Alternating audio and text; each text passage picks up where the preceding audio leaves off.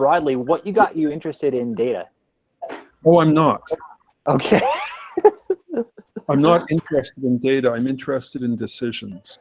And there are two ways to make those. And Jeffrey McDougall was the one who first said, everybody wants data, but everybody believes stories. And over again, what I've seen is that you can collect all the data you want, you can do all the analysis you want, but in the end, what people are going to act on is the story that you tell around that. And the data is used to support a story. And quite often, people have decided their story before they go and collect their data, right? Or they filter their data to support a story. I mean, we can all think of many examples of that. And having trained as an engineer and worked with scientists, I belatedly realized that I should probably try to do things the other way around. Can I just ask, just by show of hands, how many people know what a Scottish verdict is? Is that a phrase people know? No. All right. So courts in Scotland are unique in the English-speaking world in that a jury can return one of three verdicts: innocent, guilty, or not proven. Believe it or not, a jury in Scotland can return an NA and say neither side made its case. And I think we'd all be better off if we were more comfortable returning a Scottish verdict more often. Very often we feel like we have to give it an answer, that it's somehow an admission of inadequacy to say we just don't know yet, right? And what brought this all to a head, I guess, was two things. In the early 2000s, I was teaching software engineering at the University of Toronto, and after 3 runs told them to cancel the course because there simply wasn't enough substantial raw material. At one point, for example, I had 12 books on software engineering, widely used textbooks, on my shelves. Between them, those 12 textbooks spent less than a total of 50 pages describing the actual architectures of actual software systems. They told you how to gather requirements, why you should gather requirements, how to document your requirements, but they didn't actually describe real systems, which is rather like trying to train architects without ever showing them real buildings, right? A little bit later on, I co-founded a nonprofit organization called Software Carpentry and spent several years trying to teach basic programming skills to people who were doing research. You know, I think a data scientist should know what version control is. I think a data scientist should know how to break their code into functions and should know why they should do that. And I eventually became, well, not eventually, I very quickly became frustrated at how hard this was. So during a 10-month break, when I was dealing with some family issues, I just did a deep dive into the educational research literature and discovered that we actually know as much about education as we know about public health. The difference is, by the time you finish high school, you know what vitamins and germs are, and you know where babies come from. Right? You probably don't know similar basic, well-established facts about how people learn. The data is there, the evidence is there. We have known for decades about the differences between novice learners and competent practitioners and why they need to be taught differently. That research goes back to the 1930s, and yet most university faculty don't even know that body of knowledge exists. And I think I became a more effective teacher by paying attention to what we actually knew. And in both cases, working with scientists who felt that you shouldn't publish a result unless you actually had a result you could substantiate, made me feel embarrassed about the programming I was doing and the teaching I was doing. In most of software development, being a white guy with a big booming voice who's had a couple of pints is somehow proof that one programming language is better than another. I mean, that's what most decisions are based on.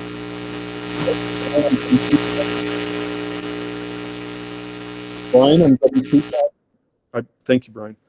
And it turns out, for example, that we do know that some programming languages are provably easier for novices to learn than others. Andy Stefik did that work in the early 2010s, right? Controlled double-blind experiment to show that, for example, well, let me describe the experiment. So you want to measure how quickly novices learn to recognize correct and incorrect programs syntactically. How quickly can they learn the syntax of the language? Well, what do you use as a baseline? His answer was, you stay up Saturday night rolling Dungeons and Dragons dice to design a random programming language. You actually pick random characters out of an ASCII table to use instead of matching parentheses and commas and so forth. Guess what? It turns out that Perl is as hard for novices to learn as a randomly generated programming language. Okay? Which is funny until the subsequent study with a larger number of subjects and better controls showed that all of the languages in the curly brace family, like Java and C and R, are as hard for novices to learn to recognize as a randomly generated language. Python and Ruby are easier for novices to learn, and a language called Quorum that Stefik and his team are designing is provably easier still by almost half a standard deviation, because they are A/B testing every feature before it goes into the language. Half a standard deviation is a pretty noticeable effect size. I think our lives would be better if the people who build software systems cared enough about evidence to do evidence-based design. So, do I care about data? No, I care about the dumbass decisions we're making by ignoring the data and pretending it's not there, by pretending that we shouldn't be doing better. If I sound frustrated, it's because I am. What got me interested in teaching? Self-defense. I was the first full-time programmer hired by the physics department's supercomputing center at the University of Edinburgh in 1986, I'm sorry. And my job was to take whatever software the new faculty member had developed and make it run on this big parallel supercomputer that we had in the basement. So one day the new faculty hire in astronomy comes in with his 100,000 lines of Fortran. Please, can you make this go faster? Okay. So it's all in one file. It's 100,000 lines of code in one file. It represents 10 years of this man's life. I open up the file and I feel a sense of relief because at least there are functions. It's not one block of Fortran.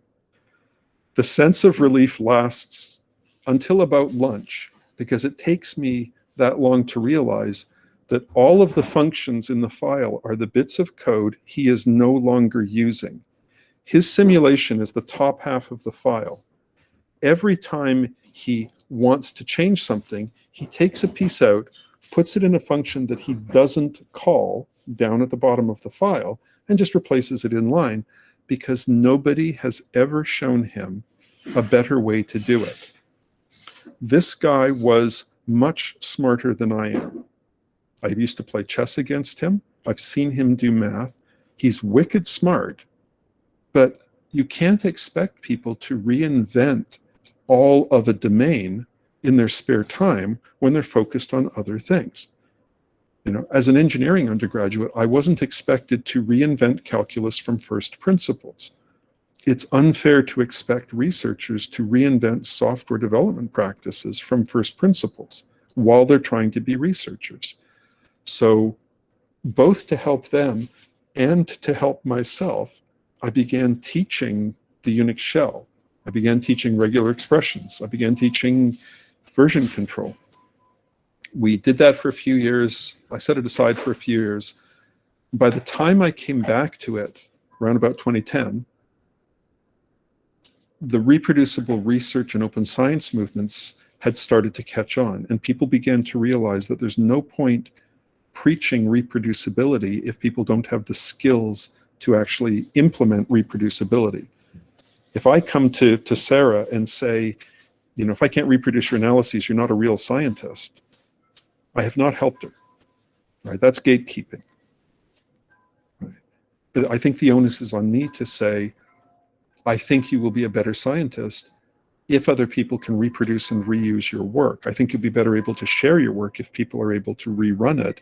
Let me show you how to do that. It is unfair and counterproductive to sneer at people. And quite frankly, I think there was a lot of sneering in the early days of the open science movement. Look at me, I'm clever, I've learned how to program. That makes me a better scientist than you. Right? I'd like to think there's less of that now. However, I have seen no sign that those skills are becoming normal in undergraduate curricula. And that for me was always the goal. I don't know, do people know the history of how, excuse me, baking is happening? One of the great things about working from home is sitting just a few feet away from a stove. I don't know if people know the story of how statistics became normal at American universities. Do people know this story? Okay, in 1960, none of the top 10 schools in the United States required statistics as part of an undergraduate degree in the life sciences. Biology, psychology, ecology, none of them. You didn't have to learn stats. And in fact, several schools didn't offer undergrad stats courses to people in the life sciences. By 1970, they all offered it, and I think all but one required it. I think Cornell was the last school to require it. So the question is, why that decade? When I first heard this question during a seminar, I put up my hand and said, well, that's when computers became available. And it turns out that's not why. What happened was a generation that had met statistics and operations research during the Second World War, mostly working for the US Navy, had aged up to the point where they were now tenured faculty, they were chairs, they were sitting on grant committees. You had a cohort of people who knew what better looked like, getting their hands on power at the same time. They were still a minority, but they could reinforce one another. You know, I could write a letter of support for Nicole's grant. Nicole could sit on the hiring committee and make sure that Melisande got the job because she cared about doing the stats right. Melisande could collaborate with Melissa or give a favorable review to a paper, and so forth. And all of that was happening because you had a group of people who had a shared vision of what their discipline could and should be. So my goal for the last however many years has been to help create that critical mass. I focused on teaching graduate students because I can't change the minds of faculty. I don't know how many of you have tried to get a tenured professor of physics to change their mind about something. I got to tell you, there are other ways to waste your time, right?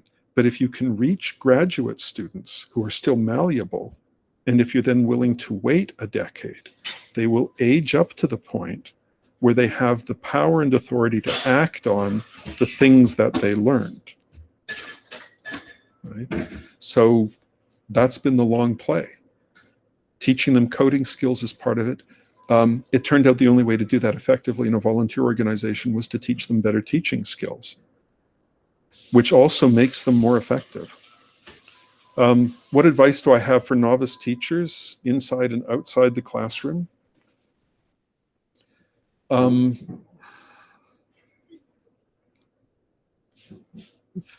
sorry, Brian, am I allowed to be cynical? Is that okay? Sure, go for it. Okay, I mean, more so than usual. For all of the lip service that universities pay towards teaching, it is, and probably for the rest of my working lifetime, will continue to be regarded as a second-class occupation. Right? One piece of evidence for this is that, as far as I have been able to find, nobody in the teaching stream, no tenured teaching faculty at a major US or Canadian university has ever been made department head or department chair. It always goes to people who've worked their way up on the research track, which is nuts. I mean, who do you want running the department? Do you want somebody who's really good at NP completeness theory? Or do you want the person who can keep a 1,200 student first year course ticking over smoothly year after year? My vote's for the second person. Like, if you got to pick somebody for administrative job, pick somebody who can administer. but teaching is regarded as a second-class occupation. Right? Take a look at funding, take a look at promotion. Over and over again, it is not rewarded. And we pay a price for that. We pay a very heavy price for that. It takes people longer to learn things, and they learn them less well because teaching well isn't valued. Alicia Barker, who was at the University of Texas and is now at University of Colorado, did some very good studies about 6 or 7 years ago looking at why faculty do and don't adopt new teaching practices. You can find, if you do a search for Alicia Barker, look at some of her research work. Even when people know what would produce better outcomes, they won't do it because they're not given the time. They're not given the time because it's not valued. It is not going to contribute towards tenure. It is not going to contribute towards promotion. Right? And this frustrates me. I mean, one thing, so perhaps I'll add in one of our first questions and remind everyone to add questions now, is that it seems, so this group of people, for example, are educators all over the world. So in part, our rebellion against this bad incentive structure you're describing is to just revolutionize the incentive structure, to say anyone can teach us anywhere. Right. And it seems you've also decided to operate outside of academia with, so is that the solution? I mean, rather than try and change that, let's just operate outside of it. I've actually left academia 3 times because I'm a slow learner.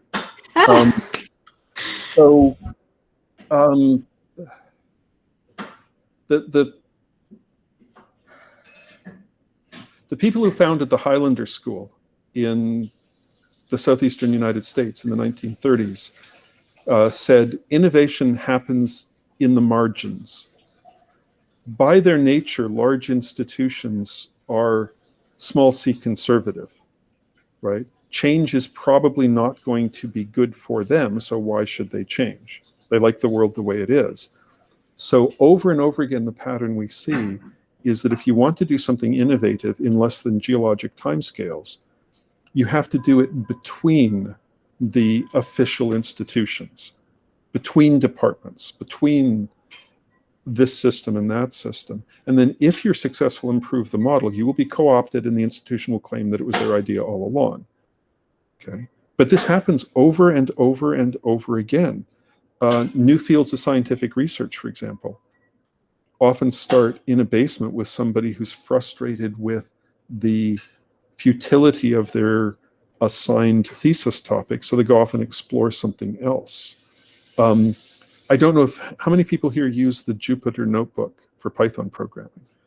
Okay, it was created because Fernando Perez was bored with his PhD thesis topic.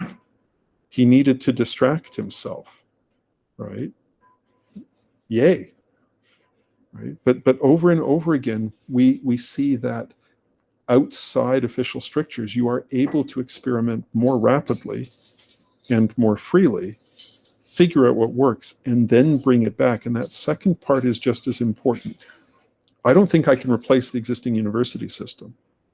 And again, particularly in the United States right now, many people who are trying to sweep away everything we have are doing so for selfish reasons. They want to replace it with something which is less challenging and from which they can profit commercially. Right? I want to figure out something that works and bring it back to the university and say, you could be doing this instead. Right? And, you know, if you look at that statistics story that I told you, the Second World War ended in 1945. It was 1970 when statistics became normal. That's a 25-year cycle. Software Carpentry is now 11 years old, so we're about halfway through that cycle. People that I worked with in 2010, 2011, 2012, some of them are now pre-tenure faculty. Okay, so, you know, looking at this, that seems to be the way to go. Great. We have a question from Melissa. So, sure. Melissa. Hi, it's great to meet you. I'm a really big fan, Greg. I actually joined Software Carpentry about the same time I joined Delta. So I was certified Software Carpentry instructor and had the opportunity to work with people now, like around the world. So one of the challenging things, or one of the very interesting things about software carpentry is how you manage to scale. So you operate Australia, Africa, Europe, United States, and our audience is from all of these places. And we're just, how do you maintain that kind of consistency? And more. We have Nigeria, Kenya. Ishmael, what country are you in? I think probably Senegal, if I remember correctly. We have Ethiopia. Côte d'Ivoire. Ah, Côte d'Ivoire. Okay. Yeah. So I stepped away from the carpentries in 2017. Mostly the travel was killing me, and it was, frankly, I don't think anybody should be in charge of something for more than a few years because they run out of ideas. I think that President for Life is not a good model, and that applies to nonprofits as well. Last time I checked, the carpentries had taught workshops on all 7 continents, including Antarctica. Right? And one of my stretch goals is actually to have a workshop at some point with a participant from the International Space Station. Like, technically it's feasible, and I want to be there when somebody does the first git commit from orbit. Right? How do you scale? The first thing I'll say is there's a lot of prior art. I learned a lot from Michael Jacoby Brown, his book, Building Powerful Community Organizations. There are similar books. The Chicago School has one. There are many other books on how do you build community. And again, this comes back to looking at the evidence. There are social scientists who have devoted their entire lives to studying how people create and operate within a commons, right? Lynn Ostrom is probably the most famous. We don't have to invent this from scratch. We just need to be humble enough to go and find what other people have done, right? And I strongly recommend that people grab Michael's book or look at some of the work of Lynn Ostrom, because we know how to do this. Multiple pathways to contribution, making sure that people can contribute in many different ways because they have many different backgrounds and many different personal goals. Right? Standing in front of a class and teaching the Unix shell is not the only way to contribute to the carpentries. Right? There are many other things you can do that might be a better fit for your skills, your personality, your aptitudes, the time you have available, and so forth. Making sure that it is a functioning democracy turns out to be really important. I am very proud of the fact that I could leave the carpentries and it ran on without a hiccup, that the board was elected by and from the members, that the code of conduct is decided by the membership, and that there's an open way for people to earn membership. If you teach enough workshops, you're a voting member. And many open or supposedly open source organizations fail at that hurdle. The only way to acquire power is to be friends with somebody who already has it, who then says, yeah, you get a vote. Right? The Python Software Foundation was one of the first successful counterexamples of this. And there were 2 or 3 people in the late 1990s who worked very hard to make sure that the process by which you become a member with a vote was open and the playing field was level. And as a result, Python is an incredibly diverse community and worldwide community, much more so than several other programming communities I could but won't name. There's a question in the chat from Dinwa. How can we get more of those outside and inside academia to exchange notes? One of the best conferences I ever went to, a non-programming conference, had a buddy rule. Every academic had to be partnered with somebody from industry and vice versa to ensure 50-50 participation. And it was wonderful because it meant that you had to go and hook up with somebody from the other side of that divide. The big conference in software engineering every year is called ICSE. It just took place week before last online. 97% of the participants are academics in a field that is supposed to be about building real software systems. And most of the non-academics come from research labs like Microsoft, which might as well be university institutions. In July, SIGGRAPH, which is the big computer graphics conference, will take place. It is, I think, 50-50 or 60-40 academic and industry. That's a much healthier balance because so many good new problems come out of industry and because there's so much more crosstalk. I don't know any educational conference or gathering that is anywhere near the 50-50 mark. Right? And I don't think that will happen by accident. I think we will have to create it on purpose. And the first Carpentry Con in 2018 in Dublin, most of the discussion was people who care about teaching, but whose day job is something else. They are ecologists, but they care a lot about teaching. They've got this common interest. There weren't very many professionally trained teachers present. And that is something that I would like to see change in coming years. We don't have to reinvent all of this. Great. Just keeping an eye on time. We have a couple minutes. I want to jump ahead to these. What are you excited about? What's happening like right now? Other than the end of lockdown? Excited about? I don't know. Frightened about? I can tell you that one. In many jurisdictions, let me back up. We had to move teaching online in a hurry 15 months ago. Much of it was done badly, but that's not the fault of the teachers. Right? They were just thrown into things. In many jurisdictions, people in power are now pushing for some or even all of education to remain online. They're not doing it because the outcomes are better. They're doing it because it's cheaper and because it is a way to disrupt the power that teachers have. I don't know if people on this call are aware, but there are 6 states in the United States where you have to do at least one course online to get a high school diploma. All 6 have Republican legislatures.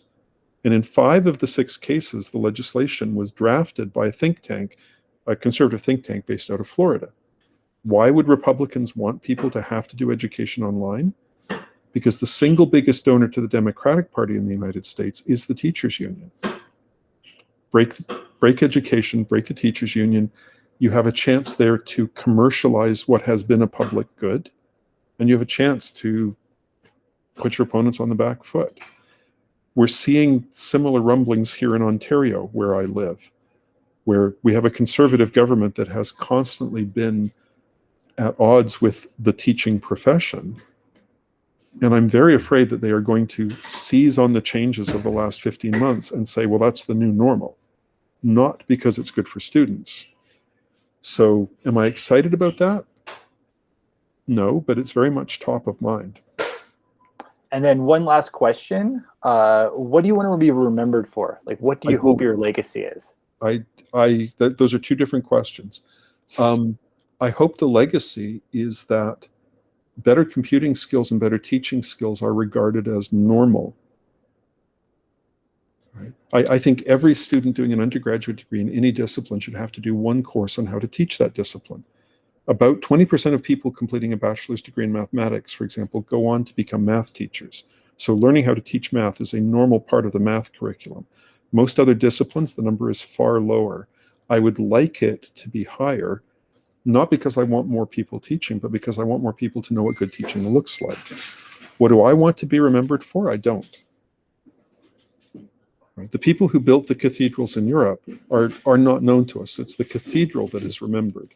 And I think that's a good model. I think there are far too many cases in tech of people who want to be famous and therefore do something.